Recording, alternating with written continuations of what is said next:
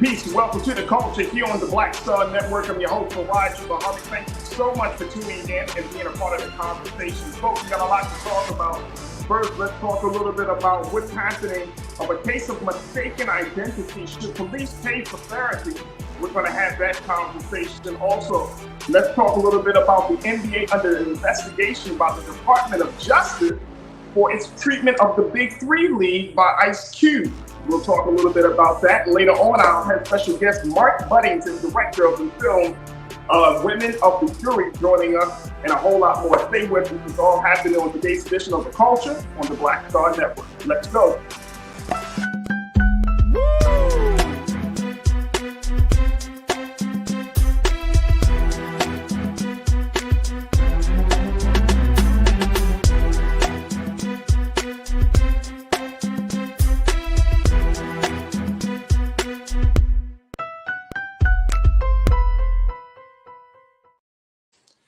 Peace and welcome to the culture here on the Black Star Network. I'm your host, Roger Muhammad. Thank you so much for tuning in and being a part of the conversation, folks. We got a lot to talk about.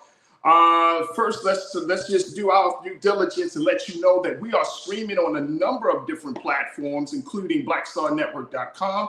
We're also streaming on the platform of Amazon News on your Fire TV, as well as Amazon Prime Video, and you can also find us on Freevee TV, as well as on Plex TV, 24 hours a day, 7 days a week. So make sure that y'all do your due diligence and check us out on all of those platforms. Also, we are also streaming on social media on Facebook, as well as YouTube. So you can find us there, and we're streaming under Roland Martin's YouTube page on YouTube. And that's where you'll also find the illustrious Culture Crew. Folks, we're gonna do this. Let's take a quick pause. We're going to fix one technical piece of this, and then we're going to jump right into the conversation. Get ready to have the discussions with me as we first talk about this case of mistaken identity. So stay with us. It's the culture here on the Black Star Network.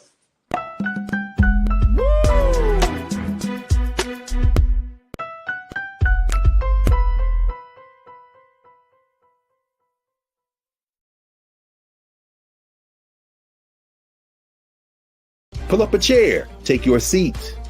The Black Tape with me, Dr. Greg Carr, here on the Black Star Network. Every week, we'll take a deeper dive into the world we're living in. Join the conversation only on the Black Star Network. Black Star Network is here. Oh, no punch! I'm real revolutionary right now. Thank you for being the voice of Black America. All momentum we have now, we have to keep this going. The video looks phenomenal. See, there's a difference between Black Star Network and Black-owned media and something like CNN. You can't be Black-owned media and be scared. It's time to be smart. Bring your eyeballs home. You dig?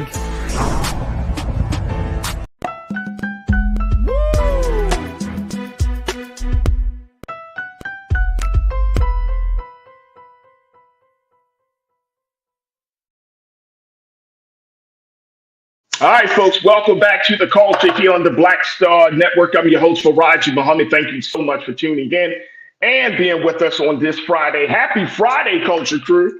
Happy Friday. Thank you all so much for tuning in. And I'm very excited to just have another dynamic show with you as we talk about some of the big stories and some of the things that are happening in Black America and that is happening within the culture. Let's first start talking about this case. I saw this case, and I thought I'd bring it up to our attention because I think it speaks volumes about the relationship between Black folks and the police, the Black community and the police. This is the case of mistaken identity. Some of you may have heard this case. And it's the case out of where one woman, her name is Shanice Stewart, and her son Brandon were pulled over by police officers who believed the third grader was a teen wanted for 2 felonies. This was a case of mistaken identity. This happened in the state of California here, in the city of Sacramento in Northern California. And apparently on October 17th, there was a situation. Miss Shanice Stewart, who is a hairstylist, she and her son were riding down the road on October 17th when they were pulled over by police at 5 p.m. that night. The police drew their guns out, believing the third grader was this teenager wanted on 2 felonies. And I want to share with you just a little bit from this story from NBC. Let's go to this first quote here, at least. So this is what happened. So Shanice was riding in the car with her son on October the 17th. And then when they were pulled over, the police had already drawn their guns, believing this third grader was wanted on 2 felonies. There were 4 Sacramento police officers and a helicopter that surrounded Stewart and her son that night as she drove him to football practice.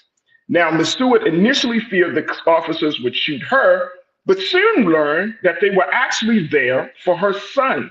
She said, quote, "That's when I was more so hurt. I was like, my 8-year-old, my baby, are you serious? I was hurt. I was angry, terrified for him. I don't understand how a mistake can go toward an 8-year-old. It could have ended so badly."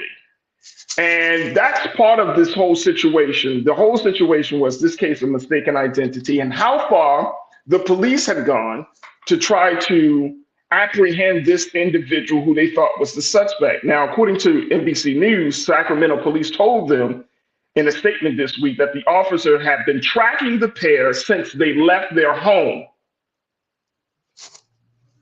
But you didn't know that that third grader was a third grader, okay?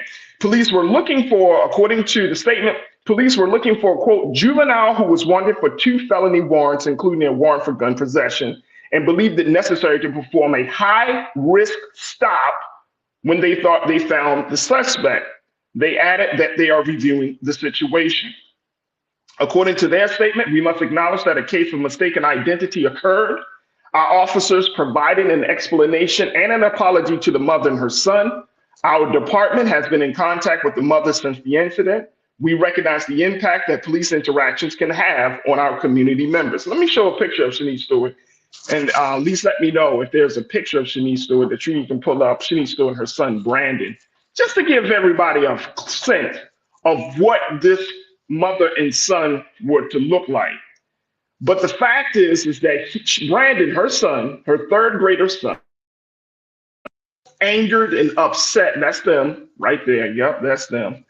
They were so angered and upset that now she's asking for the police to pay for his therapy. And I wanted to get your take on this, crew. Let me know what your thoughts are if you're streaming right now on Roland Martin's YouTube page. Do you think that the police need to pay for therapy for Shanice Stewart and her son because of this very, very unfortunate mistake of a mistaken identity, unfortunate case of mistaken identity? Post your comments in the chat.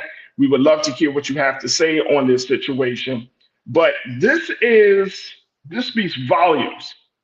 This speaks volumes about how much work that needs to be done within the Black community. Let me also share this part with you. Let's go to quote 2 on this, please, Liz.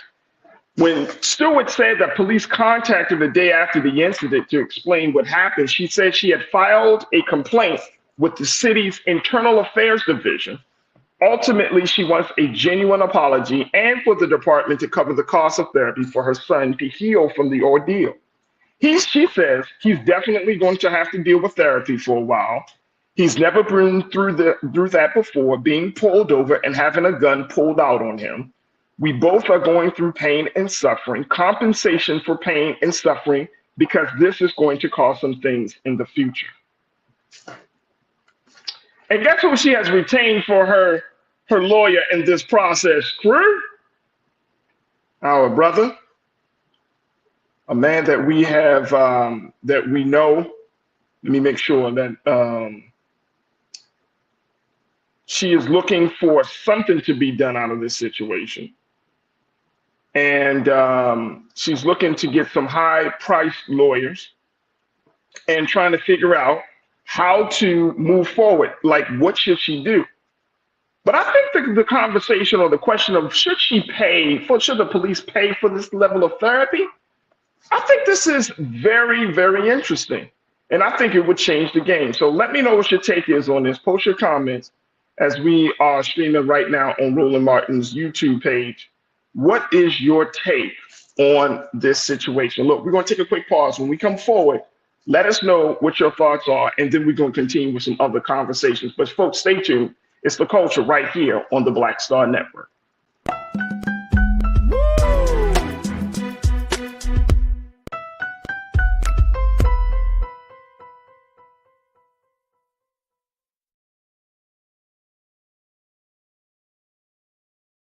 Black Star Network is here. I'm real revolutionary right now.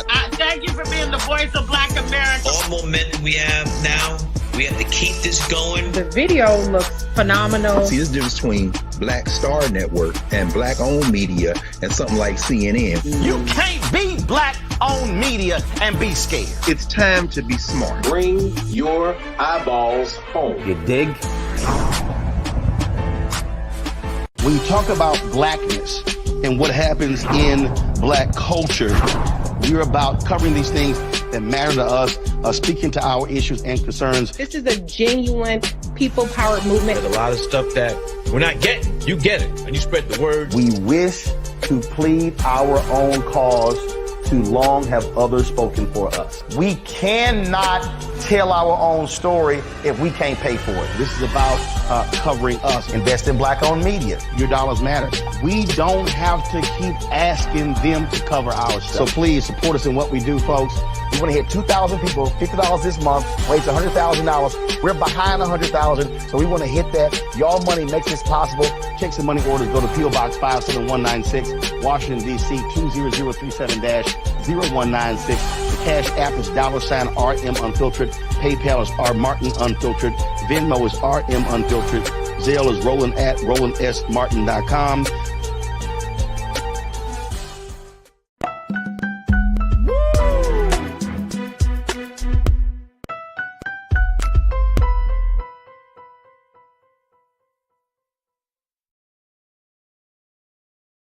All right, folks, welcome back to The Culture here on the Black Star Network. We're talking about the case of Shanice Stewart and her son, Brandon, who is an interesting case, a case of mistaken identity when Sacramento Police Department thought that her son was a teenager who had committed 2 major felonies.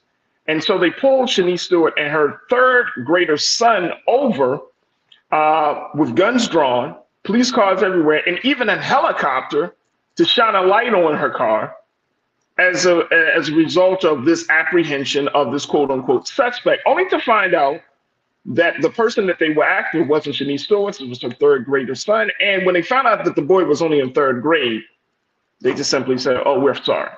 Now Shanice Stewart is looking for some level of compensation, and she wants the police department to pay for her son Brandon's therapy. What's your take on that, folks, as we talk about this? All right, let me see. Cindy D, you said his civil rights were violated. Good to hear from you, Cindy. Absolutely. Absolutely. I don't even think, you know what, y'all, yeah, let's think about it. I don't know how many people have been pulled over by police for mistaken identity. But I don't know if if there's a fund for that, or, how the police would handle that. Like, how many times does that happen in a given year for a given department?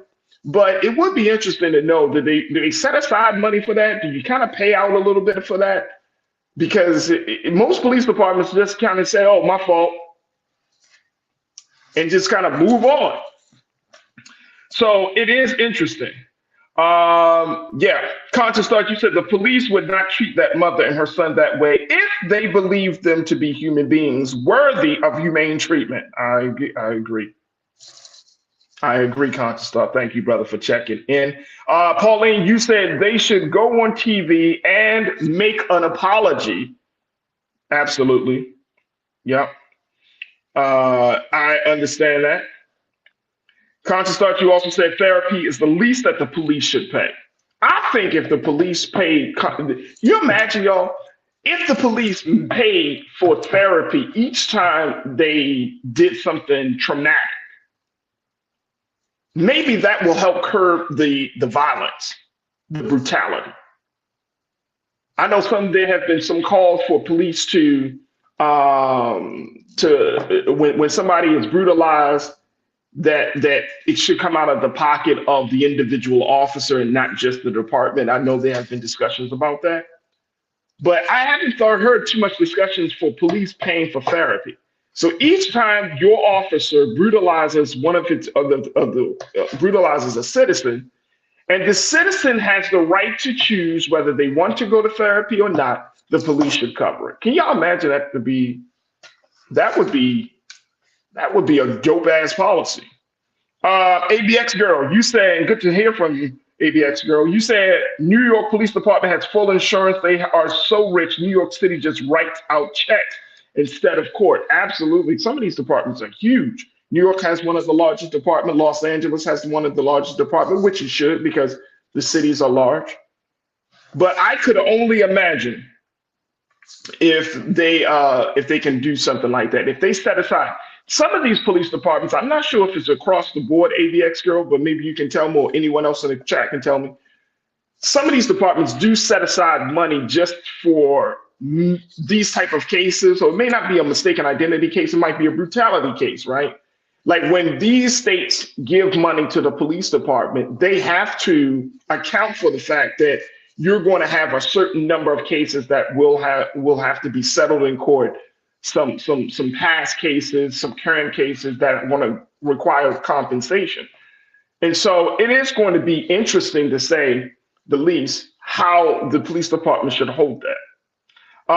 Many of you are saying, here comes Ben Crump. We already know. Ben Crump, look, I was looking through this and I wanted to make sure. I didn't see his name in this particular article, but I believe he has been called in on this case. But maybe, and I'm going to have my team double check that, if Ben Crump is associated with this, because Ben Crump is the lawyer that you call when you want compensation. That's all I'm gonna say, y'all.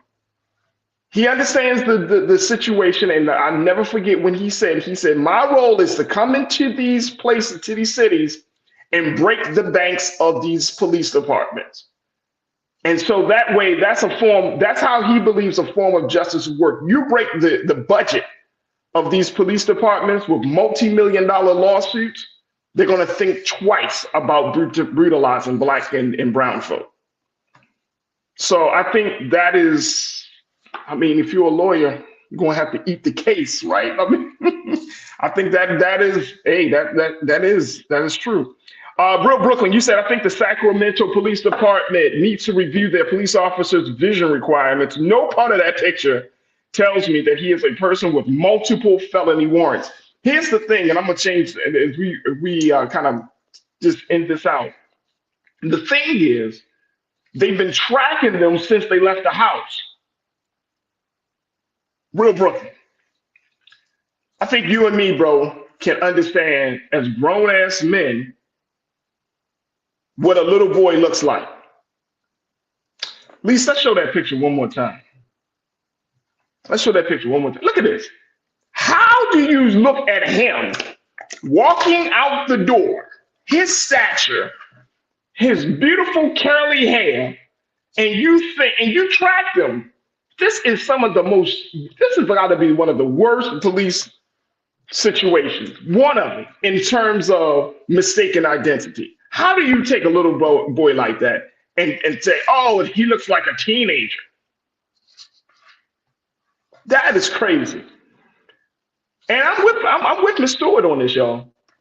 I don't want no blanket with sorry, because the impact of this is real. This is the age where little boys at third grade say, this is a very pivotal age. I want y'all to walk with me on this one, and then we're going to take our pause.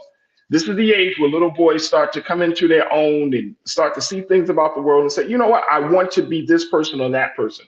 So we don't know what prior view this little young brother Brandon had before this incident, but he could have been like, you know what, mommy, I want to be a police officer. I want to help people. And then this happens. I want to be a fire person. I want to help people. This happens. Okay, so that's one thing. Then the second thing about this situation, which is really, really crazy to me, is just the simple fact that he is going to have to live with this. He sees his mother in distress. So that's going to stick with him for the rest of his life, right? Like, he's going to equate police to stress and disorder and fear and all of those things at the third grade, right? This is also the time of his little brother's life where they say that, that school to prison pipeline starts, it starts in the third grade. So as a little boy, he's going to have to kind of slowly kind of reacclimate himself in seeing police officers in a proper light, but it's going to require some work and it's going to require some time. So it's a situation that for her to say, look, I want the police to pay for his therapy. It may seem crazy, but I understand the sentiment because it's more damaging to him than it is to her. He might grow up and say, you know what? I remember the police officers manhandled my mom one time when I was the little boy, and I never forget that. And he can have a huge chip on his shoulder for those in authority, whether it's police, whether it's teachers, whether it's his supervisor at work. I mean, you know what I'm saying? Now, I know some of you probably think, oh man, Faraji, that's going too far. But no, but if y'all think back, and if I think back on those moments in our childhood and how they manifested or played out or how they impacted us through adulthood, this is one of those moments. I think this is one of those moments. All right, let me see. Let me see something here. Let me see if I can get one that said. Conscious Start, you said, as Brother Roland Martin has repeatedly stated, monies should come out of the pensions or pockets of the police officers themselves. Yep. But if they paying for therapy, that should be courtesy of the Sacramento Police Department. Sacramento Police Department. Tiana, you said that baby is traumatized. Why pull a gun on a baby? Because they can't see, Tiana. Because they can't see if it's a baby probably sitting in a car seat versus a teenager. ABX Girl, you said in response to my question about money for larger police departments, you said larger cities do set, they have insurance and high taxes to cover it. Absolutely. Absolutely. So we're going to have to see if Ben Crump is involved in this case and how this case will play out. But I hope it does play out. And I hope Miss Shanice Stewart gets the help that she needs. I hope her son, little brother Brandon, gets the help that he needs. And I hope the police department pays. Because just saying, I'm sorry, just pulling out while you pulled out guns, have a helicopter, 4 officers surround your cars, it's not cutting it. It's not enough. We deserve better, and we certainly deserve more. All right, folks, we got to take a quick pause. When we come forward, let's check in with my guy, Scotty, from Off Script TV, to talk to us about how the NBA is now under investigation from the Department of Justice because of his treatment of the Big Three League founded by Ice Cube. I'll share with you the details of that. So stay with us. The culture continues on the other side right here on the Black Star Network.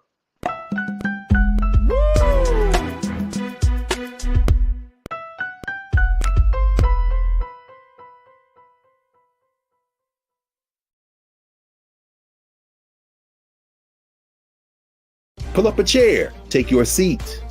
The Black Tape with me, Dr. Greg Carr, here on the Black Star Network. Every week, we'll take a deeper dive into the world we're living in. Join the conversation only on the Black Star Network.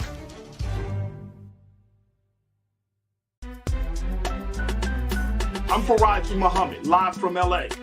And this is The Culture. The Culture is a two-way conversation. You and me. We talk about the stories, politics, the good, the bad, and the downright ugly. So join our community every day at 3 p.m. Eastern and let your voice be heard. Hey, we're all in this together. So let's talk about it and see what kind of trouble we can get into. It's The Culture. Weekdays at 3, only on the Black Star Network.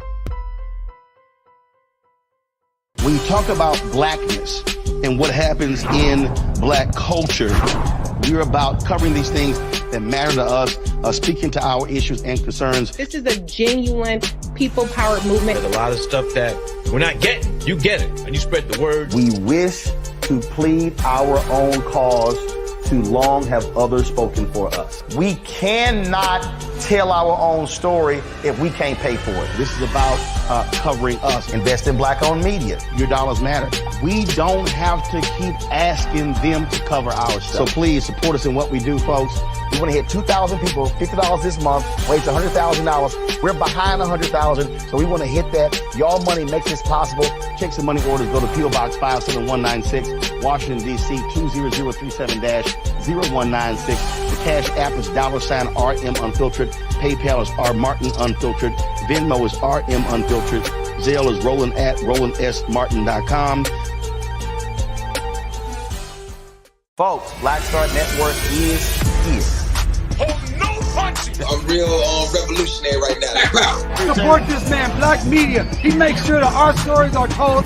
Thank you for being the voice of Black America, Roland. Stay black. I love y'all. All momentum we have now, we have to keep this going. The video looks phenomenal. See, this difference between Black Star Network and black-owned media and something like CNN. You can't be black-owned media and be scared. It's time to be smart. Bring your eyeballs home. You dig?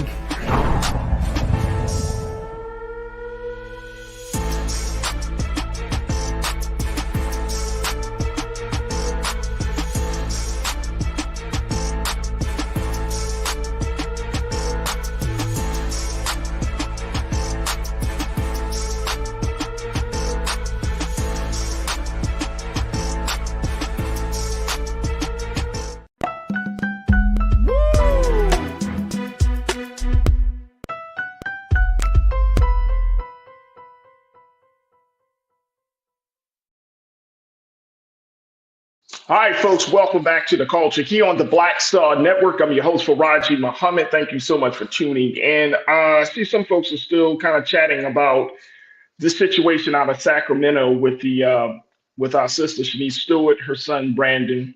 Let me just take a couple of more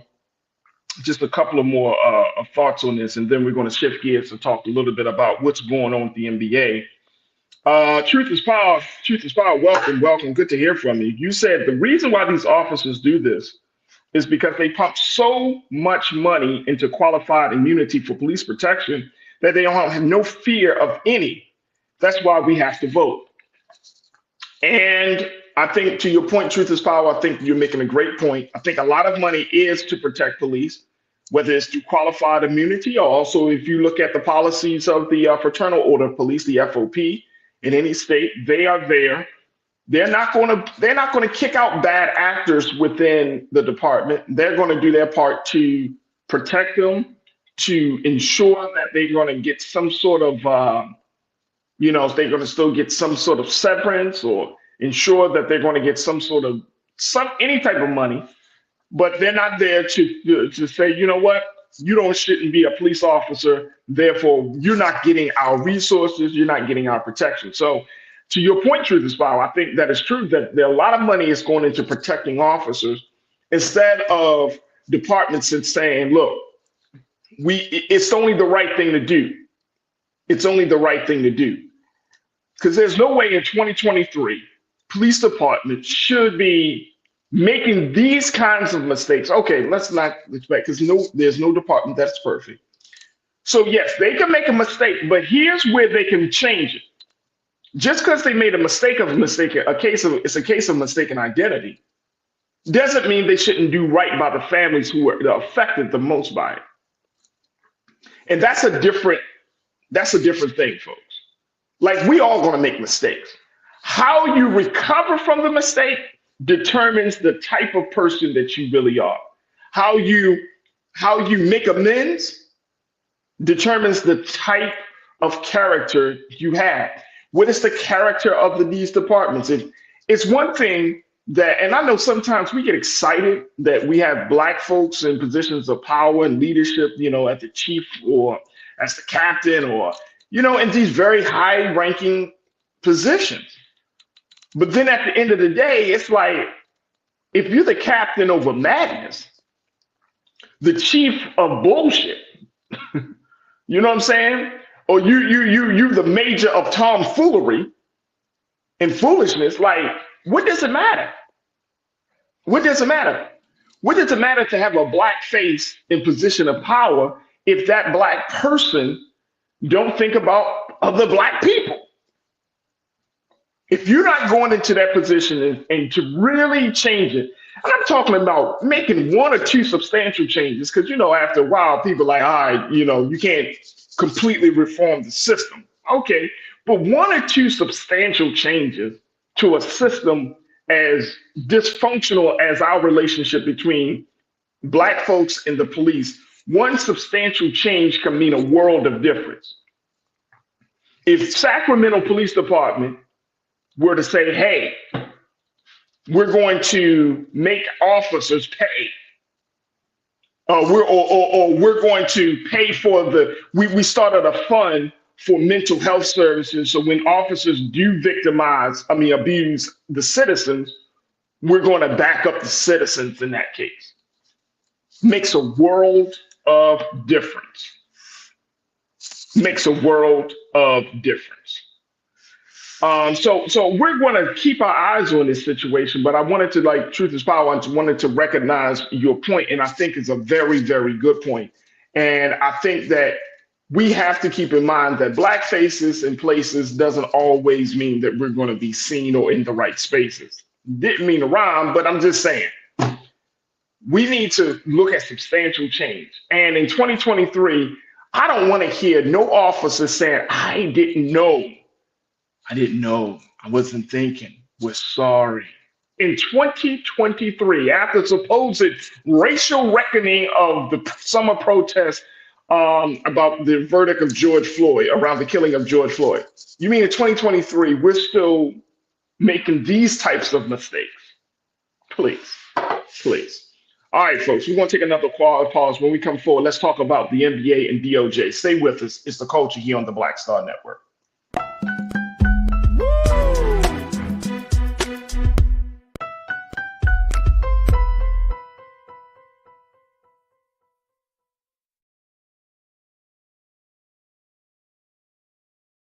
When you talk about Blackness and what happens in Black culture, we're about covering these things that matter to us, speaking to our issues and concerns. This is a genuine people-powered movement. There's a lot of stuff that we're not getting. You get it, and you spread the word. We wish to plead our own cause. Too long have others spoken for us. We cannot tell our own story if we can't pay for it. This is about covering us. Invest in Black-owned media. Your dollars matter. We don't have to keep asking them to cover our stuff. So please support us in what we do, folks. We want to hit 2,000 people, $50 this month, raise $100,000. We're behind 100,000, so we want to hit that. Y'all money makes this possible. Checks and money orders go to P.O. Box 57196, Washington, D.C. 20036-0196. The Cash App is $RM Unfiltered. PayPal is R Martin Unfiltered. Venmo is RM Unfiltered. Zelle is Roland at RolandSMartin.com. Black Star Network is here. Oh, no punch! I'm real revolutionary right now. Thank you for being the voice of Black America. All momentum we have now, we have to keep this going. The video looks phenomenal. See, there's a difference between Black Star Network and Black-owned media and something like CNN. You can't be Black-owned media and be scared. It's time to be smart. Bring your eyeballs home. You dig? Hatred on the streets, a horrific scene, a white nationalist rally that descended into deadly violence. White people are losing their damn minds. As an angry pro-Trump mob storms the U.S. Capitol, we've seen shooting. We're about to see the rise of what I call white minority resistance. We have seen white folks in this country who simply cannot tolerate Black folks voting. I think what we're seeing is the inevitable result of violent denial. This is part of American history. Every time that people of color have made progress, whether real or symbolic, there has been what Carol Anderson at Emory University calls white rage as a backlash. This is the rise of the Proud Boys and the Boogaloo Boys. America, there's going to be more of this. Here's all the Proud Boys, guys. This country is getting increasingly racist in its behaviors and its attitudes because of the fear of white people. The fear that they're taking our jobs, they're taking our resources, they're taking our women. This is white fear.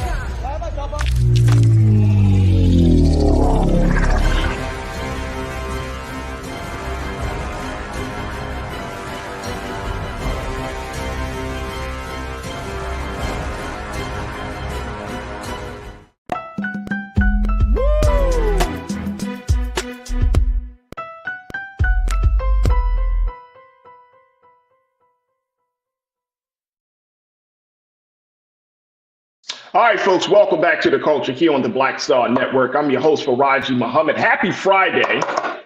All right, let's talk a little bit. Hey, crew, did y'all know about this situation? And I was trying to get my brother Scotty to come on and join us, but we're going to have to see if we can circle back to my brother. Because this is interesting, and it speaks volumes about, it's just another example of when folks try to do stuff on our own, it can never just be let them live. Here's why. The department, let's show this first quote, please, Elise, on this situation. This is the NBA now is under an investigation by the Department of Justice for its interference of the growth of the Big Three League. Y'all know the Big Three League. This is the league that was created by Ice Cube and others.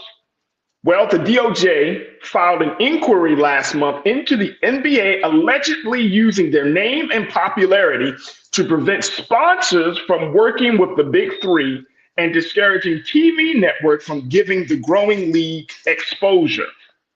Of course, the NBA has denied all accusations, but for months, Ice Cube has alleged the NBA has been actively trying to shun his Big Three league, even though he's made numerous attempts to work with them. Now, according to the report, current NBA players are interested in playing in the Big Three league, but the NBA placed arbitrary rules to prevent them from doing so. Final paragraph here, folks. Referees are also involved as they are not allowed to officiate any games for the Big Three, even though they work for other companies outside of the NBA. If the Department of Justice finds the league committed the alleged antitrust violations, the NBA could be hit with a huge fine. See, when we have these conversations about doing other things, right? Here's what I want us to keep in mind, folks. I was taught these things. There are things that we weren't taught when we came out of chattel slavery. Three knowledges that we weren't allowed to have, which is part of the understanding how business is warfare, right?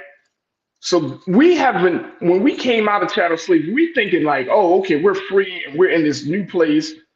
But we don't understand that sometimes our very existence and presence creates a problem for those who have been oppressing us and those who have tried to control us. Now, I'm wondering how this situation is going to pan out, because if we don't understand that when you set up something that's not necessarily directly opposed, but is a promising alternative from those in power have established, you become a threat. You become a threat. So we do have to understand the science of business and understanding that in America, business is warfare. So if there are a group of owners that decide to create a retail store that Walmart may, and I'm just using this as an example, I'm not saying that this is happening, but just using this as an example, that if there are a group of investors that say, look, we're black investors, and say, look, we're going to, instead of Walmart, let's create something for our people that can feature, black fashion designers, black retail products, all of these things just for us. And let's create it as an alternative. If Walmart, if any other institution or retail space sees that as a potential threat, they may try to shut it down. And this is what we're seeing with this NBA situation. This is the Department of Justice. This is not like, oh, somebody just talking just to be talking. This is the Department of Justice, who's looking at the actions of the National Basketball Association and is finding that if the DOJ is filing an inquiry, meaning that they just want to take a look, because they might have gotten some rumblings, not just from Ice Cube, but they might have gotten some evidence from other places. So they're like, all right, let's file this inquiry. Let's inquire to see what's going on. And if they're finding that the NBA is in a space of trying to move players away from Ice Cube's Big Three, You see how amazing that is? Now, knowing this, how many people are going to protest the NBA season this year? Because the season's about to start, right? Pastor Damon Blissett, my brother, you said Ice Cube is correct on this one. My opinion. Yeah. Oh, yeah. If he's saying it's like the Colin Kaepernick, if there is evidence of collusion among the owners, right, to not hire Cap for the position, not even give him a trial. So we were talking about the NFL. We dogged the NFL on those certain things. Racial justice. Oh, man, it's terrible. Now we get to the NBA. Now, the NBA, for those who may not know, but the NBA has a little bit more leniency when it comes to social justice issues. You know, when you have major players like a LeBron James and Kevin Durant and others who have decided, but I'm going to use LeBron. LeBron is the face of the NBA. He's one of the most vocal social justice advocates within the NBA. It doesn't even matter what if the person that he's advocating for plays basketball or not. If he's going to use his voice and his platform. And the NBA says, okay, we're going to take that. Okay, that's not a problem. You can wear certain shirts. That's not a problem. And Pastor Damon, you know what I mean? Like he does all of these things. But when it comes down to the money and to the talent, that's when the warfare starts. That's when the warfare starts, right?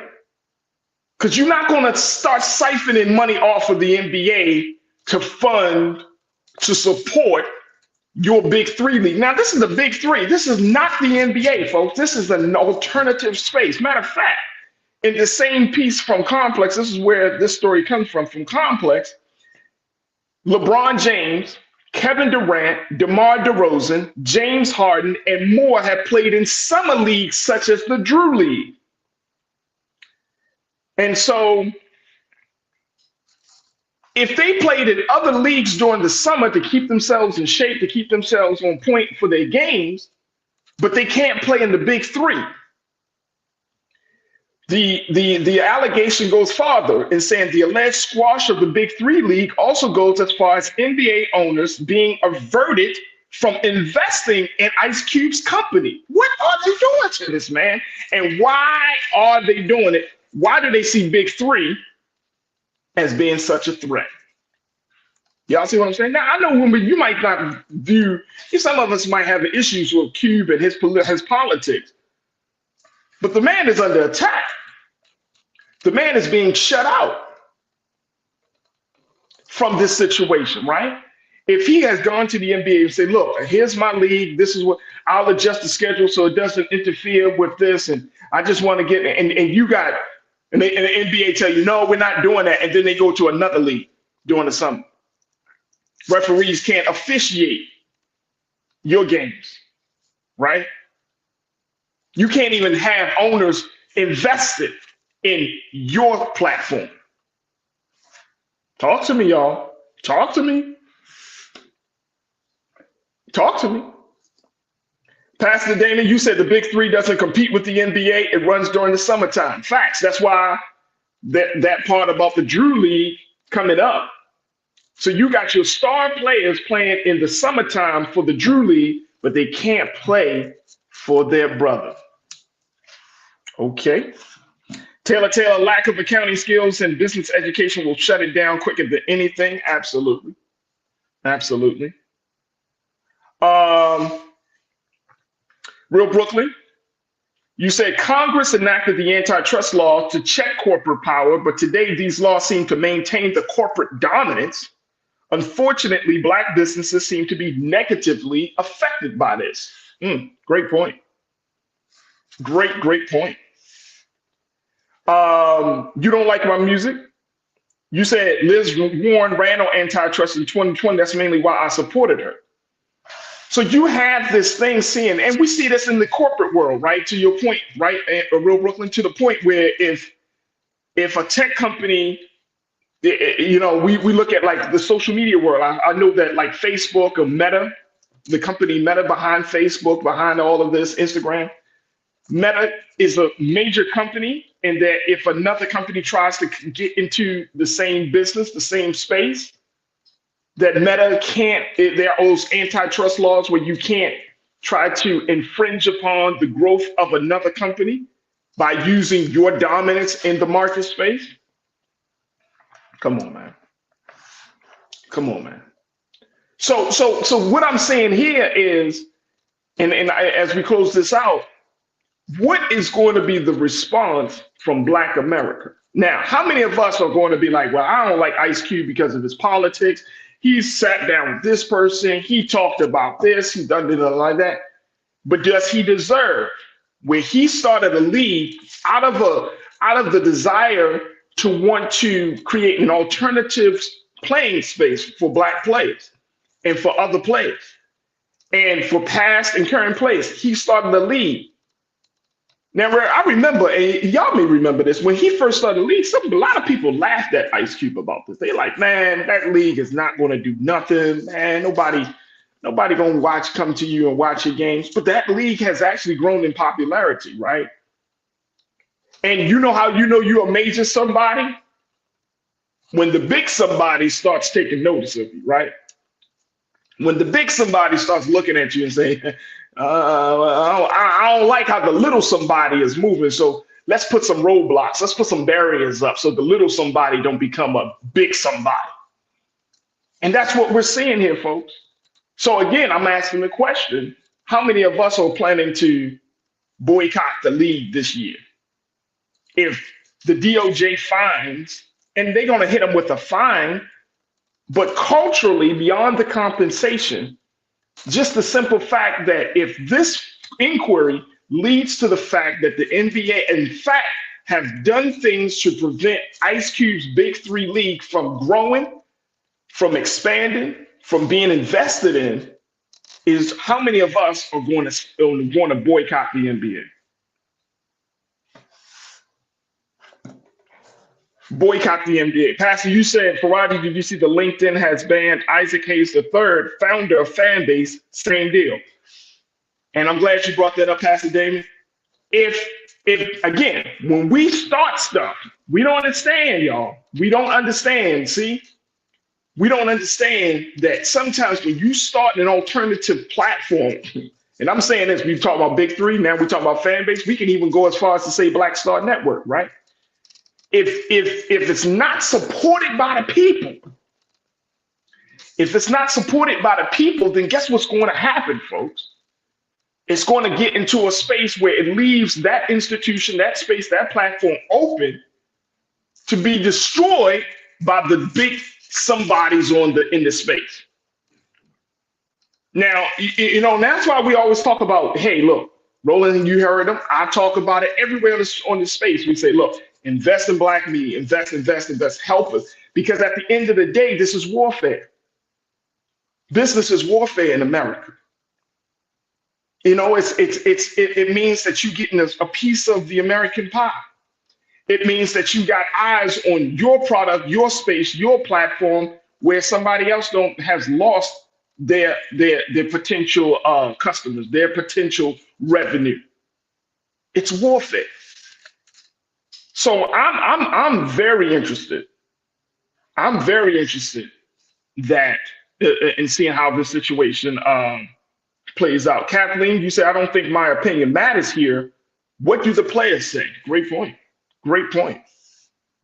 Great point. Truth is power. You said, Faraji, good question. Boycott the NBA, not watch, take back our support in solidarity. I'm willing. I'm asking the question, would you boycott the NBA since the DOJ is looking into how it has possibly blocked the Big Three from growing and expanding and being invested into? How many of us are willing to boycott the NBA for this? How many players, going back to your point, Kathleen, would say, look, man, I'm not feeling this? It would be interesting to see what LeBron James says about this. Like, he can't play for his brother, but he can play for another league. It will be interesting. So we're going to keep our eyes on this whole situation, but I certainly wanted to bring it to our attention, to your attention, so that way we can understand this stuff is never ending, folks. When you're talking about creating a different reality for Black folks in this country, you better be prepared to go to war. It's just that serious. And It's that simple. It's not, they're not playing no games. If you got something to say, if you got something to offer, if you want to show Black America something different, then just understand that you will be criticized, you will be blocked, you will be canceled, you will be seen as a threat to somebody's agenda that's not in your best interest. And most of the time, those individuals with that agenda are the ones who have the power. So you're going to be seen as a threat. As many of us might say, well, it's just a small thing. It's not a small thing. The NBA started off small. The NFL started off small. Wall Street started off with a couple of businesses. The retail industry started off small. It's never just a small thing. When they see that you have the potential to grow and to be an alternative, a different vision, a different reality, some of these folks will take it to heart and will go to work to disrupt that. It will go to work which will disrupt that. And it's certainly about the money. Taylor, you said boycott, let's turn off the TV and spend time with your kids. No, we will see. Look, I got to take another quick pause. When we come forward, let's have a conversation. Let's talk to Mr. Mark Buddington, who serves as the director of the Peacock film, Women of the Jury. Stay with us. That discussion is up next. Also, we're joined by my sister, Corinna Denise. So I would love to hear what you got to say. Stay with us. It's The Culture here on the Black Star Network.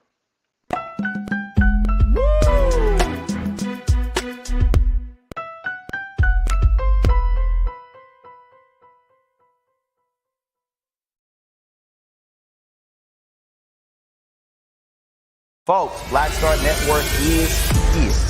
Oh, no punches! I'm real revolutionary right now. Support this man, Black Media. He makes sure that our stories are told. Thank you for being the voice of Black America, Roland. Stay black. I love y'all. All momentum we have now, we have to keep this going. The video looks phenomenal. See, this difference between Black Star Network and Black-owned media and something like CNN. You can't be Black-owned media and be scared. It's time to be smart. Bring your eyeballs home. You dig?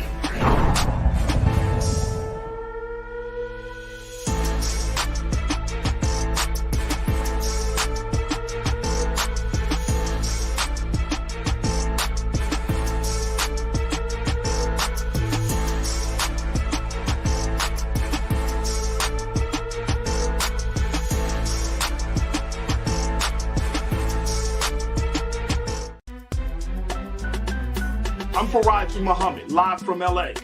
And this is The Culture. The Culture is a two-way conversation. You and me. We talk about the stories, politics, the good, the bad, and the downright ugly. So join our community every day at 3 p.m. Eastern and let your voice be heard. Hey, we're all in this together. So let's talk about it and see what kind of trouble we can get into. It's The Culture, weekdays at 3, only on the Black Star Network. When you talk about blackness and what happens in Black culture, you're about covering these things that matter to us, speaking to our issues and concerns. This is a genuine people-powered movement. There's a lot of stuff that we're not getting. You get it, and you spread the word. We wish to plead our own cause. Too long have others spoken for us. We cannot tell our own story if we can't pay for it. This is about covering us. Invest in Black-owned media. Your dollars matter. We don't have to keep asking them to cover our stuff. So please support us in what we do, folks. We want to hit 2,000 people, $50 this month, raise $100,000. We're behind 100,000, so we want to hit that. Y'all money makes this possible. Checks and money orders go to P.O. Box 57196, Washington, D.C. 20037-0196. The Cash App is $RM Unfiltered. PayPal is R Martin Unfiltered. Venmo is RM Unfiltered. Zelle is Roland at RolandSMartin.com.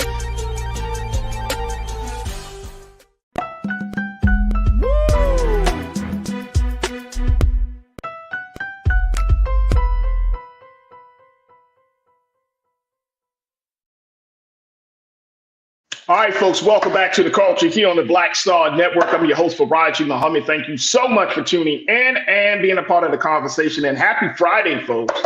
Happy Friday. What a day and what a week it has certainly been. But I truly appreciate all of you for tuning in. Make sure y'all find out, y'all support us here on the Black Star Network.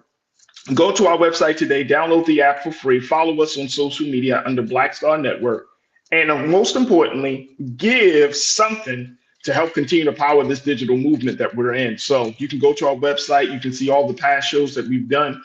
We can see all the special shows that we've done. We also have updated it with the Black Men's Summit that we did last week, which is still streaming, still running, and it still needs getting a lot of attention. So we have that.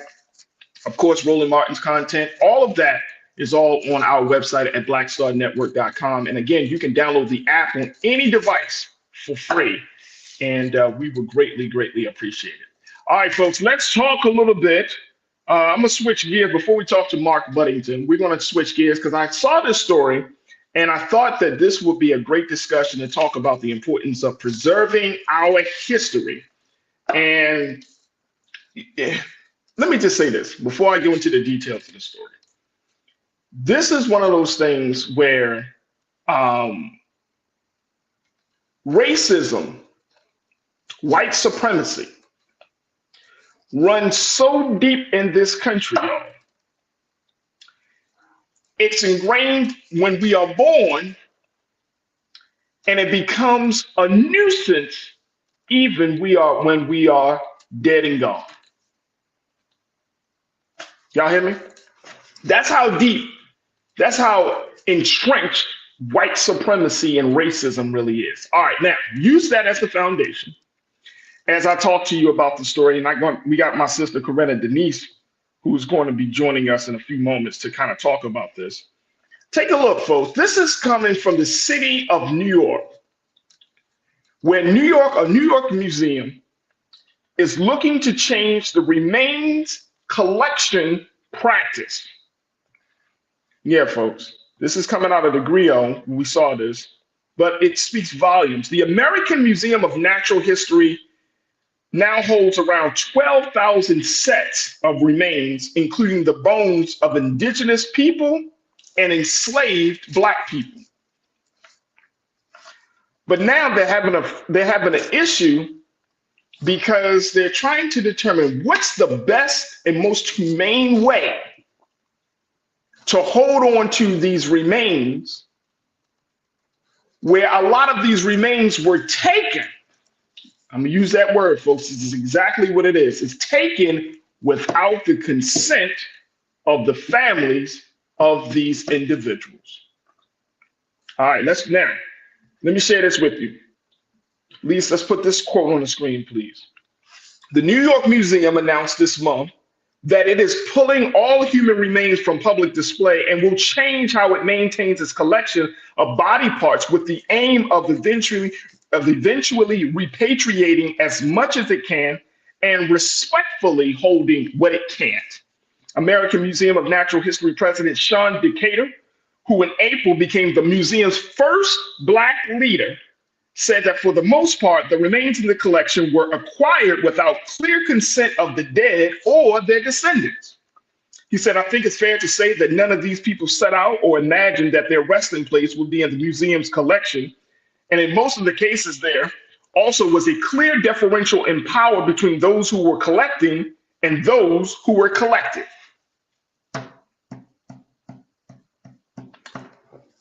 White supremacy and racism run so deep, it affects us from the time that we're born, even until that day where we return to the earth. Let me bring my sister Corinna Denise, who's a college advisor, an advocate, and culture crew member, in on this conversation. Corinna, thank you so much for joining us. Happy Friday, Corinna. How are you? Happy Friday, Faraji. Peace, crew. Peace, peace, peace, peace. All right, Corinna, this is your neck of the woods, New York. Yeah. This is also something that you are, that I wanted to have this conversation with you because, one, you had made that very, very instrumental trip across the waters, visiting the motherland, visiting the homeland of so much of our civilization. Yeah. And now I think you may have already been like a budding historian, but now I think you really, I'm trying. But I think now you really are like connecting the dots. What's your take of this? What do you think of this? How New York now, this museum, especially under the leadership of this first Black leader, is kind of like revising how they keep remains of people's bodies, especially when you're talking about indigenous people, which is our Native American folks, our Native American brothers and sisters, and enslaved Black people whose remains were taken without the consent of the dead or the families of the dead.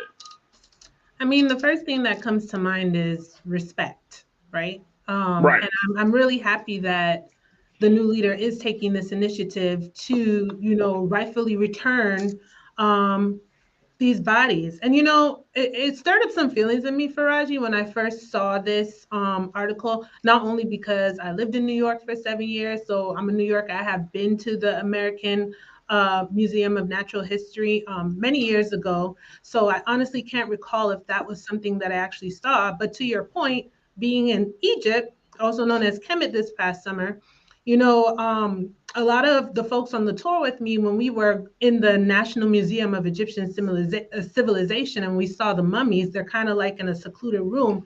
That stirred up a lot of feelings in us, where it was just like, okay, we know this is historical. You're kind of seeing the concepts and the craft of how the Egyptians mummified the bodies. But at the same time, it just felt so disrespectful to have, their bodies on display. And we also raised the question, if these weren't Black folks, would their bodies be on display? It seems like we've always been, the entertainment, the exhibition, more so than a person, than a human being, an exhibit. So, I know personally I struggle with that. And then learning of this, what's happening in New York City, it kind of stirred up those feelings all over again. So yeah, I really do think respect. They did not get the permission of the families to have their remains in the museum, as a final resting place. And I think more often than not, it's always us, our people, who tend to be on display like this. And, again, it just made me really think about my time in Kemet and how, I was fascinated to see one of the rulers, right? A woman. I can't recall which dynasty or which kingdom, but she had braids in her hair, just like you see in mine, still intact, 4,000, 5,000 years later, and I was at her in such awe, like, oh my God, like these are our people, you know what I'm saying? Like, no question, like I'm seeing it. How can they deny it? So, but it's one thing to have, those historical rulers on display and they're kind of like in the secluded room, but at the same time you can't take pictures and all of that, but their pictures are on the website of the museum. So even though you're not seeing it in person, you can still see their bodies or their mummies online. So it just stirred up all those feelings. But with these folks in particular, it's just like, why were they there in the first place? And I'm really glad that they're taking the initiative now to give them a proper burial place, respect. But yeah, I think you brought up a great point, how entrenched white supremacy is in this country, that from our conception almost, right? Even back during the enslavement, forced women to get pregnant and to bear children, right?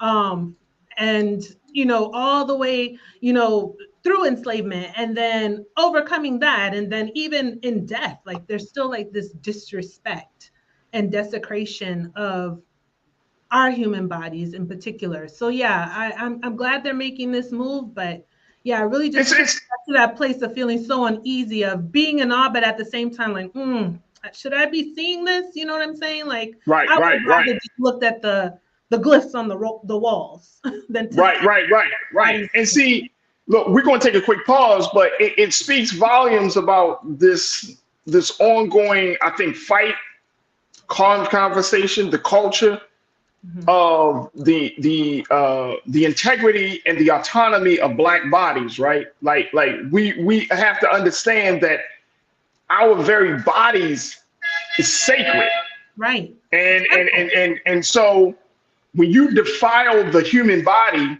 especially a lot of us who are, we're both, even from a spiritual sense, right?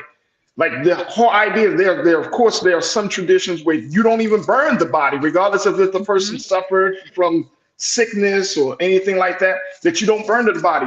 And so now it gets to a place that the bones, it's one thing you have a loved one die. It's another thing you can't even hold on to the bones because some museum made a deal to grab your ancestors' bones without nobody talking to the family.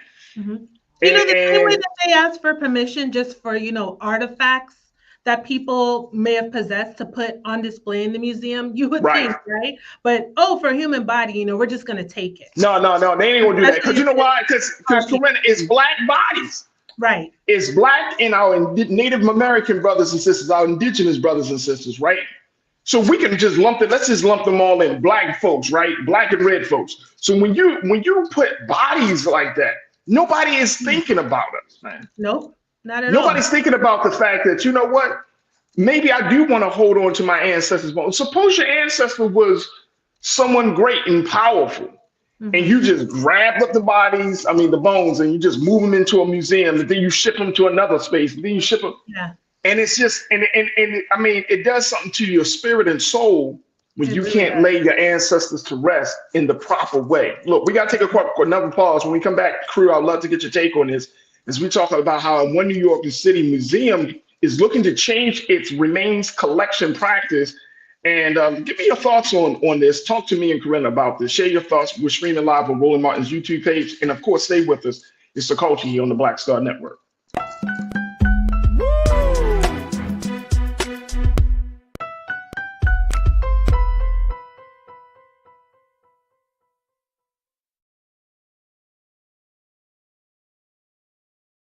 Folks, Black Star Network is here. Hold no punches. I'm real revolutionary right now. Support this man, Black Media. He makes sure that our stories are told. Thank you for being the voice of Black America, Roland. Stay black. I love y'all. All momentum we have now, we have to keep this going. The video looks phenomenal. See, this difference between Black Star Network and black-owned media and something like CNN. You can't be black-owned media and be scared. It's time to be smart. Bring your eyeballs home. You dig?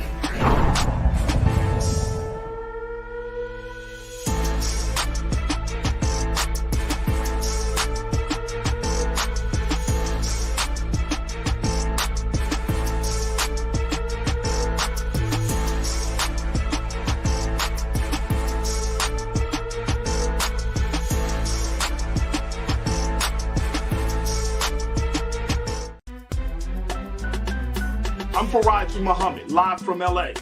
And this is The Culture. The Culture is a two-way conversation. You and me. We talk about the stories, politics, the good, the bad, and the downright ugly. So join our community every day at 3 p.m. Eastern and let your voice be heard. Hey, we're all in this together. So let's talk about it and see what kind of trouble we can get into. It's The Culture. Weekdays at 3, only on the Black Star Network.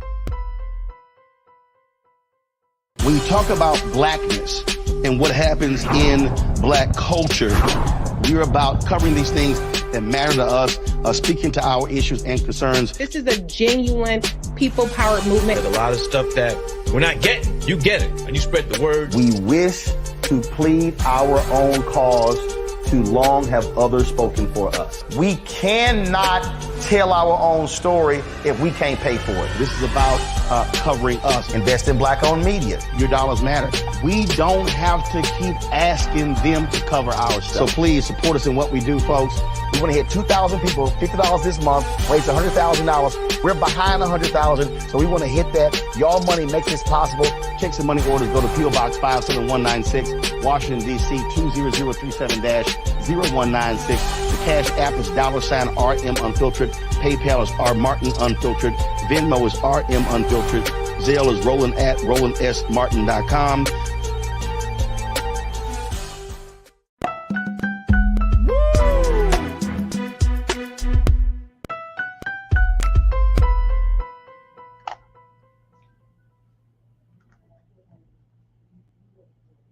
All right, folks, welcome back to The Culture here on the Black Star Network. We've been talking about how one New York City museum is looking to change its remains collection practice after looking and having a more, I guess, a moment of clarity, given the fact that a lot of these remains belong to indigenous and enslaved Black people. And so now the first Black leader of the museum, who is President Sean Decatur. He's the president of the American Museum of Natural History in New York.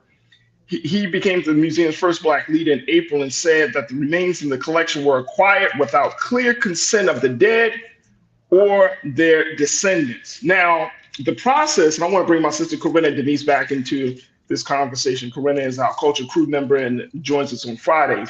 Corinna, very quickly, the process of pulling human remains from public displays, according to the reports, will impact 6 of the museum's galleries. They have found objects. Take a listen to this, Corinna. That a musical instrument made from a bone, a human bone, a skeleton from Mongolia that is more than 1,000 years old, and a Tibetan artifact that incorporates bones.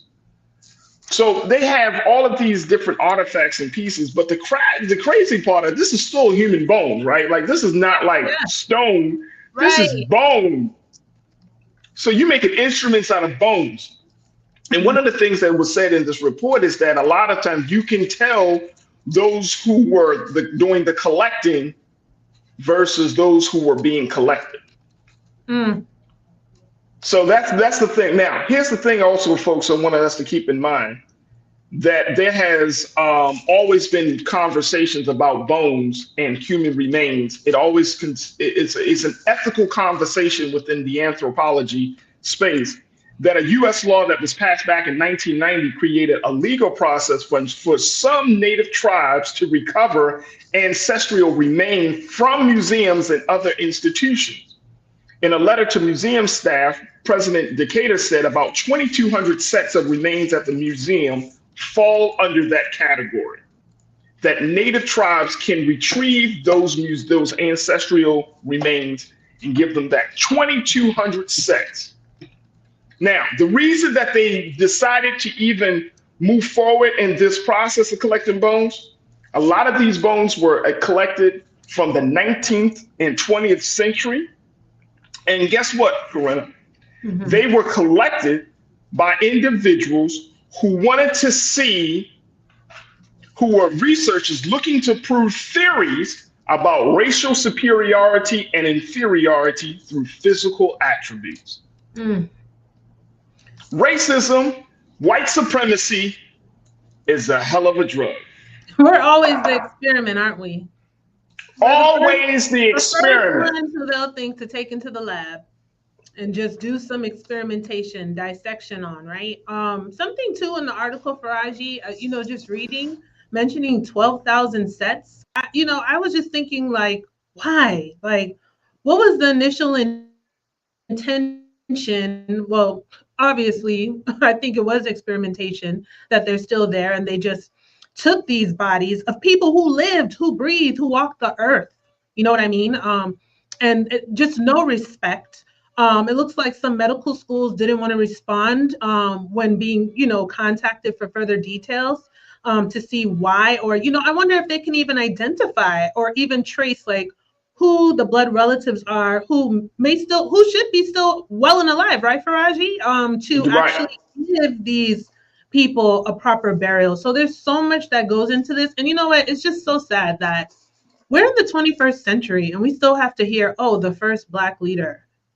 And it takes the first Black leader to now come in and decide, you know what, now that I have some leverage here, I'm going to do something about this. And I'm happy. And look, I'm not even in that space, right? But guess what? That's what I was talking about in the previous segment. If you're going to put a Black person, a Black face in a position of power, man, do something that's going to change the game while you're in that position, right? Absolutely. There's no reason for you to be a manager, because that's essentially, when you put Black folks in some spaces, we become managers instead of innovators. We become managers instead of visionaries, right? So we so happy to get the position and get the little extra paycheck on our paycheck. So we're not thinking of let me push the envelope a little bit. Let me push the needle that is in the best interest of Black folks in our culture.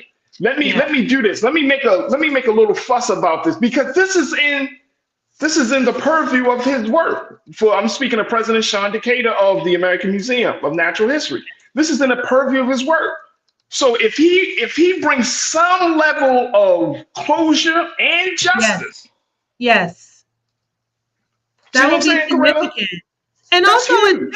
it makes me feel, at least right now, that this man has some integrity.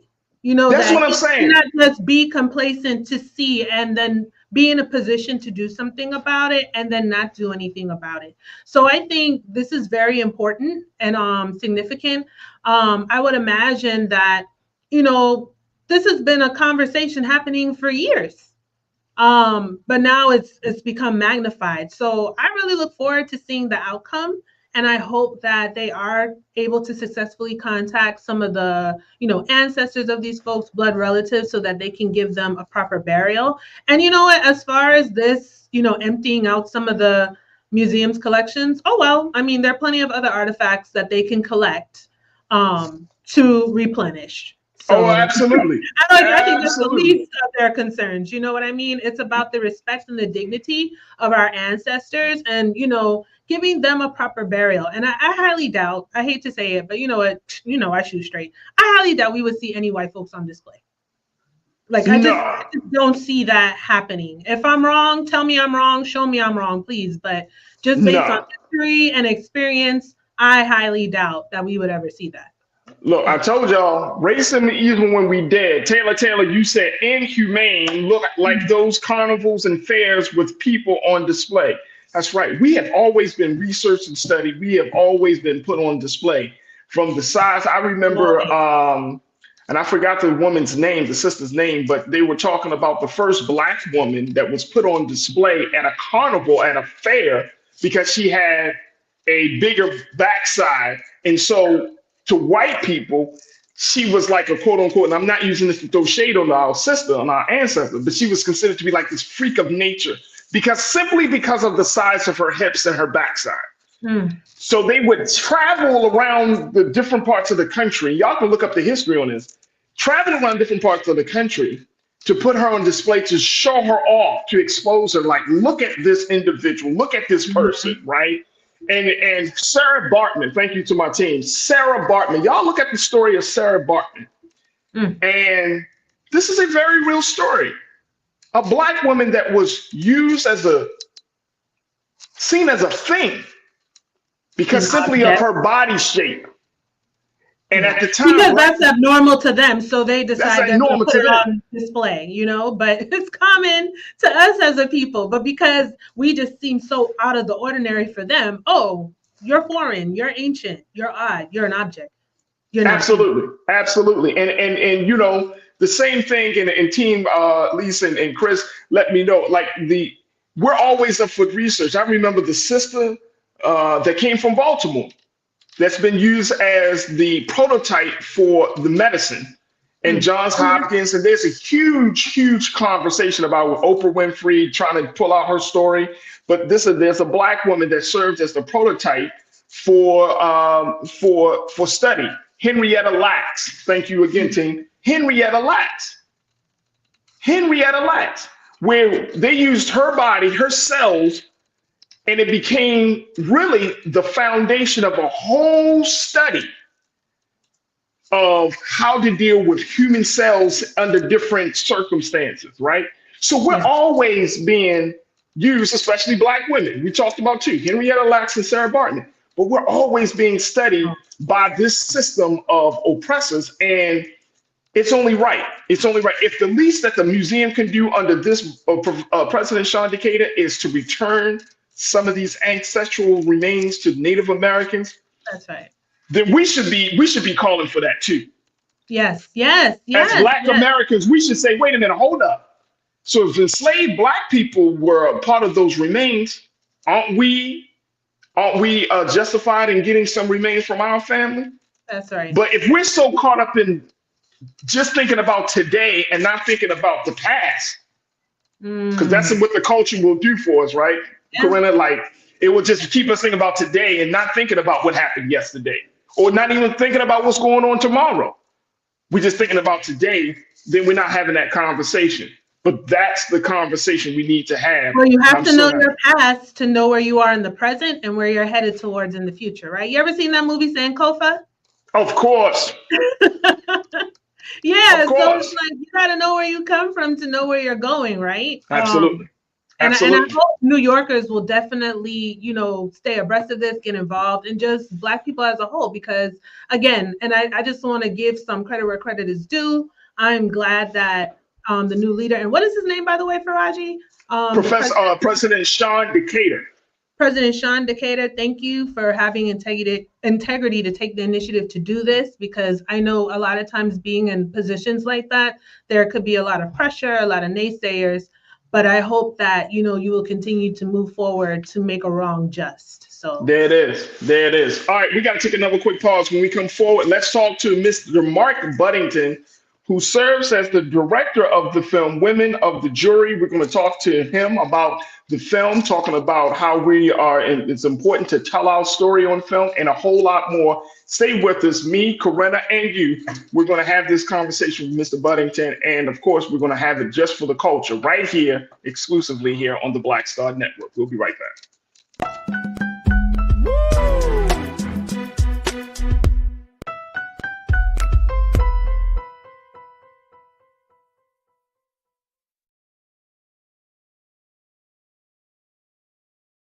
Black Star Network is here.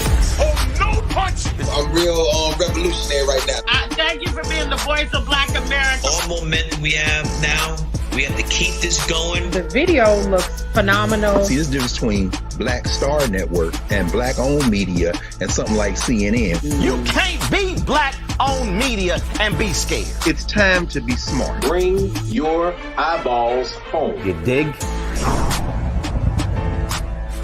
When you talk about Blackness and what happens in Black culture, we're about covering these things that matter to us, speaking to our issues and concerns. This is a genuine people-powered movement. There's a lot of stuff that we're not getting. You get it, and you spread the word. We wish to plead our own cause.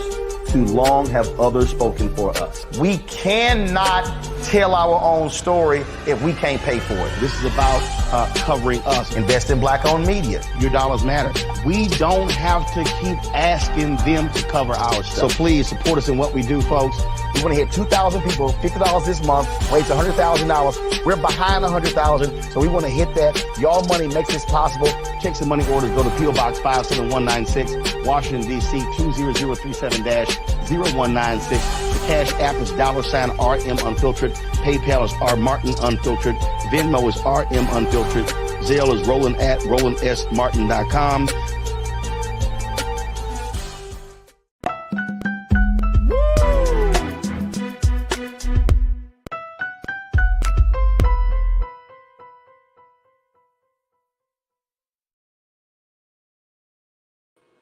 All right, folks, welcome back to The Culture here on the Black Star Network. I'm joined by my sister, Culture Crew member, Corinna Denise, college advisor and advocate, and budding historian. I'm gonna just throw that out there. Just to throw that out there, because I know she loves the history. We are now going to be joined by our very special guest who serves as the director of the film Women of the Jury, that is now exclusively being shown on Peacock. And we're happy to have him joining us here on The Culture on the Black Star Network, Mr. Mark Buddington. Good afternoon, Mark. How you feeling, brother? Hey. How you doing? So far, so good. All right. Well, welcome to The Culture, man, and welcome to the Black Star Network. We've been trying to get you on for a minute now, and so I'm just happy that we finally had a chance to bring you on face to face. First and foremost, congratulations on the film being on Peacock and getting the type of exposure that it has gotten, Mark. So we that's a big look for and a big ups for the culture. Talk to us about this film and, more importantly, some of the big lessons you want us to gain from it.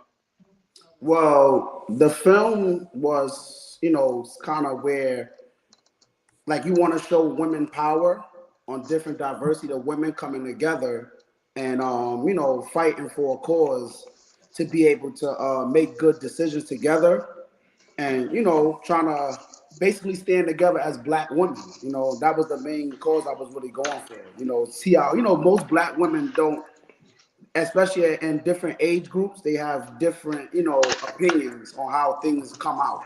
And Right. if you notice in the actual film, there were different age groups and different age brackets. So, that's where you see the difference in the Black women, trying to make a decision. Absolutely, absolutely. Do you find, Mark, and then Corinna, I'm certainly open to any questions or comments when you have, but do you find that, talk to us a little bit more about the culture around telling the story of Black women in Hollywood today? Do you think it's gotten easier?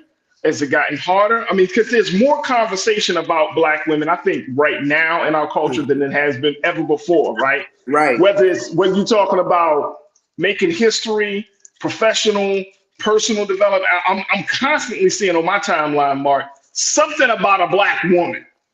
And I'm loving it, but at the same time, I know that it creates a lot of talk, a lot of controversy.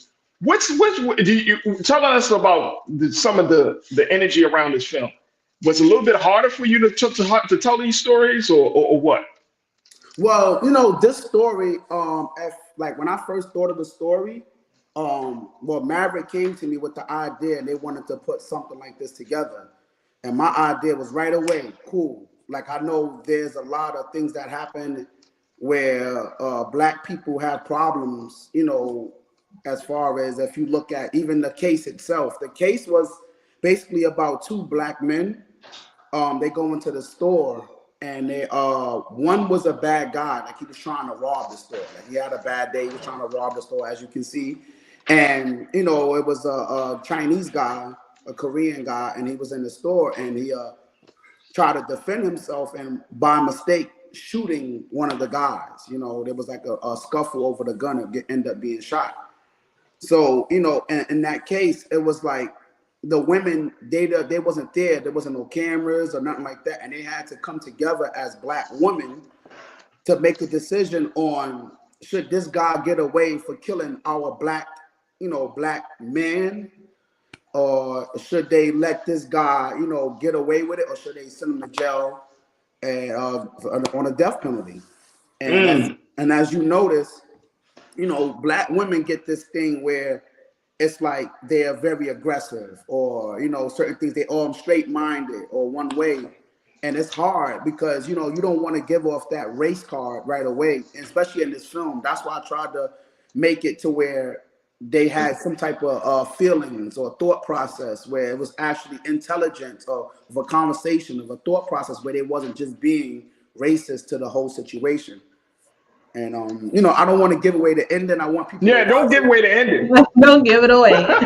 But, it was definitely a good debate.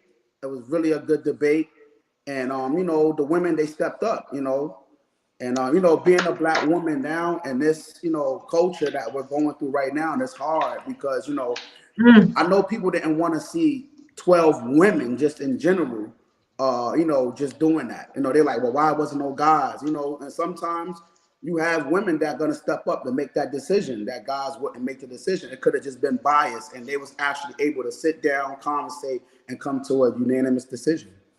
Hey, brother, I'm all for telling the story of women. And look, we're going to take a quick pause. Corinna, I know you got something to say because you over there testifying and all that type of stuff.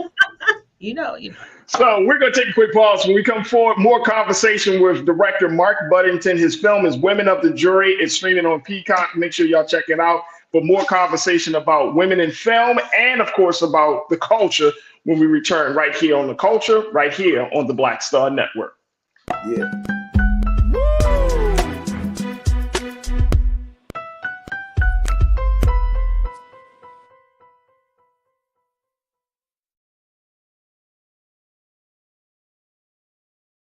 I'm Deborah Owens, America's Wealth Coach, and my new show, Get Wealthy, focuses on the things that your financial advisor and bank isn't telling you, but you absolutely need to know.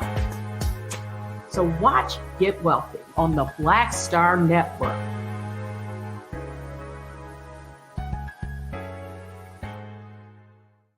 Black Star Network is here.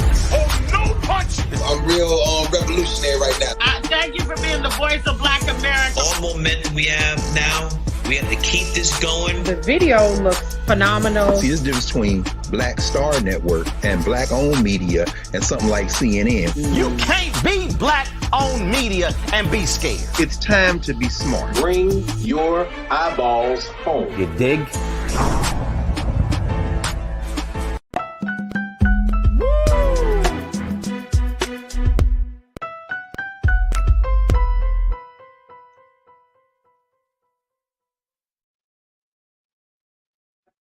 All right, folks, welcome back to The Culture here on the Black Star Network. I'm your host, Faraji Muhammad, joined by my sister, Corinna Denise, one of our great culture crew members. And we're also joined by our very special guest, Mr. Mark Buddington, serving as the director of the film Women of the Jury.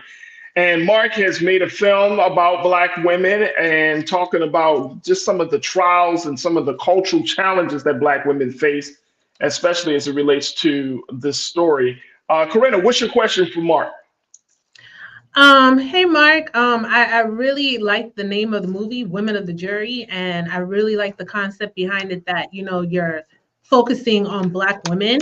I'd also like to know, without giving too much away, as far as the judge, you know, will that play a role into this Black women jury? And also, what was your, you know, what's your end goal with the film to really focus on as far as Black women? Why tell this story through the eyes of a jury? You know, there were so many other ways to show maybe the struggles of Black women, how we think, how we move. What came to mind to put them in this legal setting to ultimately determine the outcome or the fate of, you know, two Black men? Just in general, women are emotional. And, you know, just having that situation where you're having women of the jury, you know, men don't think, like I said, most men are in a rush. You know, they don't actually think of it as a thought process to say, hey, let's come to this right conclusion. You know, women are more emotional. So with them, if you look at the film, I'm trying to avoid certain situations, but you know, sometimes it was an emotional standpoint where someone was able to relate to some of their family members who have been killed by another race and just overlooked, you know, and by them being able to not use that emotion and come to a standpoint of realization and, you know, showing the intelligence of the height level of not even able to fight, but stand there and get through a whole, like hours and hours and hours of debating in a deliberative room with 12 women at that. You know, of course there's going to be arguments, you know, and heated conversations, but, you know, for them to not actually fight and be grown women about it and to come to that decision of not of a race card and, you know, and just do the right thing. And I don't, like I said, I'm not trying to give that final answer, but just believe the Black woman did the right thing by being intelligent and not emotional about it and having a real thought process of a real conversation. Hey, Mark, does this come in the same type of theatrical history of 12 Angry Men, that classic film 12 Angry Men? Yes. So, you know, we kind of felt like there needed to be a remake, like I said. And the 12 Angry Men, you know, if you notice it, there was in the first one 12 white men, you know. And in the 98 version, they kind of like made it more diverse, where you did see Black men and they had them very vulgar and angry and you know, wanting to do things just for a certain reason. Where that now you have 12 women in the same position, and the outcome is, you know, what the outcome is going to be, but you know, they have a different level of how they portray the situation of intelligence, you know. Absolutely, absolutely. Mark, talk to us, and me and Corinna and the crew, about, you know, you're a young Black man in this space, right? You're coming out with these films. You've actually been working in the industry for some time now, but how important is it that representation is there? Because we always seem to put a great emphasis on making sure that our people see black men, black women in a proper light. But I'm always kind of torn by that. I just to kind of give you a little backdrop, like when I was in high school, I went to School for the Arts in Baltimore for theater.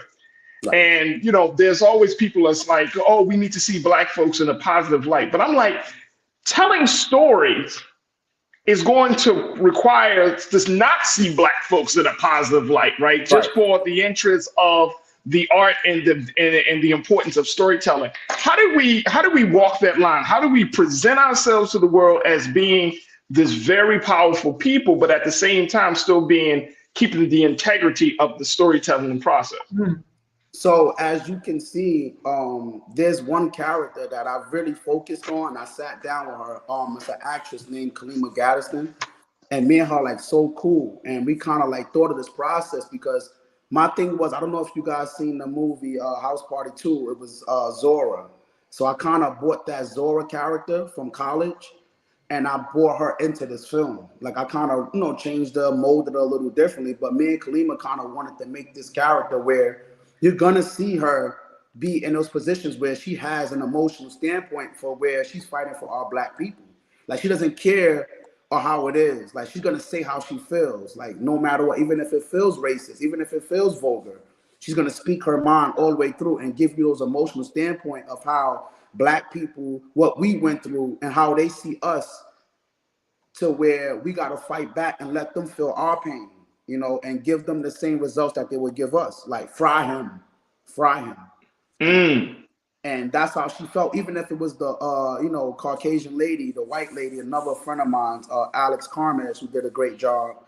And she was just going at her and she made it real, where she was calling her even Karen. Like she wanted that race card. Like she wanted to pull people in to feel that there are people that feel that type of way. So we wanted to give those feelings. And like I said, I called the character Zara. So they wanted to bring it out. Corinna, how does that resonate with you? I mean, I just feel like, we're really putting out here, and you could correct me if I'm wrong, Mark, that, women, we tend to have we're a little stronger on the emotional intelligence side, per se. So wait a minute, Corinna, what are you saying? Wait, hold on, Corinna. I'm starting to hear some man-hating vitriol coming out your mouth. No man-hating. I'm just saying, though. What do you say? You saying that women are more emotionally intelligent than men? A little bit, yeah. I don't know what man you talking to. You ain't talking to me and Mark. I'm talking to you and Mark. It's just the truth. But hey, you're entitled to feel how you feel. But women, especially black women, all day. But I really look forward to seeing the debates or the discussions per se.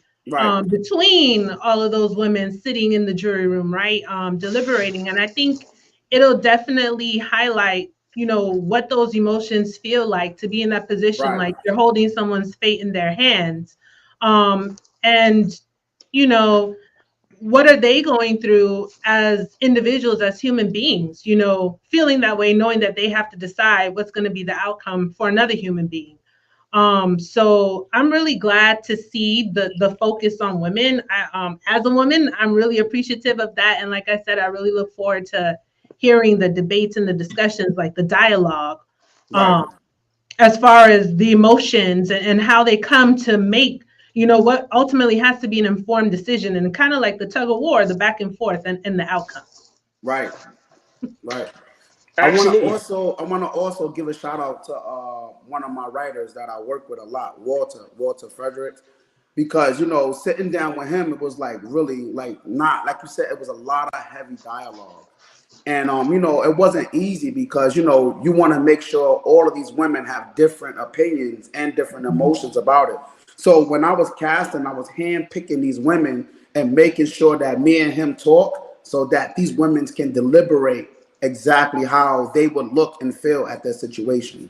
And that had to be a process. And I know we got a few moments left, but I'm sure that had to be a very, very serious process to try to figure out. Like you have, and just to kind of give some folks some insight, this film is starring Drew Sidora, Angela Black China White, Erica Pinkett, Alexis Lexi Walker. I mean, you have some very, very powerful, like, and I'm gonna say strong. I don't like to use the word strong, but very, very, what's the word? Vivid people. Right. You know what I'm saying? A lot of big emotions and everything, and you gotta kind of like condense that to the big screen or to the small screen, and it's like taking their personal lives and all of that stuff out of the picture so that people can see this character and see this one person and not think about, oh, it's Black China, the Black China. You know, Yeah. You know what I'm saying? That's a whole process, I would assume, bro. Right, because it wasn't easy, because working with these women, I had them also, put them in a space to where they was actually just that character being on trial, to fill that case. So when they actually, saw the actual trial, I had to show them a trial. We shot the actual case before we did it, and I showed them it so they can actually get the feeling of actually relating to a Black person being, shot by mistake. And it's like, yo, like. And that's your question.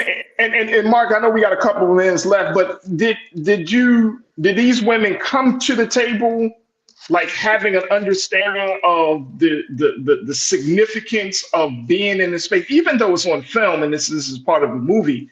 But did they say, you know what, I remember a case that happened here, or did I remember the case that happened there? Do you find that those women were aware of those big cases, not just the big ones that we often talk about, George Floyd and others, but some case that really would help them in that process to remember? Yes. So, like I said, me and Kalima Gaddiston, like me and her, we kind of like went back to those cases that we had, like in the LA riots and the New York Times, where people were getting shot by the police, and just dealing with those different type of situations. Everybody didn't have a voice to be able to make these decisions to say, well, I'm in this trial to say, well, the cops are guilty, and now we have at least predominantly Black women on this case to have a decision, like you said, and being intelligent and not use just emotion to make a final decision. Absolutely. Well, Brother Mark, I want to say congratulations, Corinna. I know you probably got some quick thoughts. What's your quick take on this? Very quick. We got 30 seconds or so, Corinna. Just quickly, I would imagine too that some of these women are probably characters from other maybe films or television work that maybe you like, that resonated with you, that you're displaying in your characters, or maybe even some women in your life. Just curious. Yeah, but it's a lot of different characters that I see, and especially like working with them was really good because you want to try to build a good relationship with them to where where it's not all over the place, and it was just good, man. I want you guys to see the film, man. At this point, all right, well, we're gonna check it out. Hey, Mark, very quickly, what's your next step? What's your next project, bro? Well, my next project is I'm trying to work on like more films with women, of course, Black women, and putting them in different spaces to where they can grow as actresses. Like I'm working on this new film. We have a working title. I'm gonna shout it out now. It's called Sister Soldier. Ooh. So Sister Soldier is gonna be good. It's about a bunch of women in boot camp. And I'm gonna bring that good feeling back of when we had the Officer and the Gentleman and all that stuff like that, where we had Morgan Freeman, Denzel Washington, and all those type of movies, bringing that feeling back in Sister Soldier.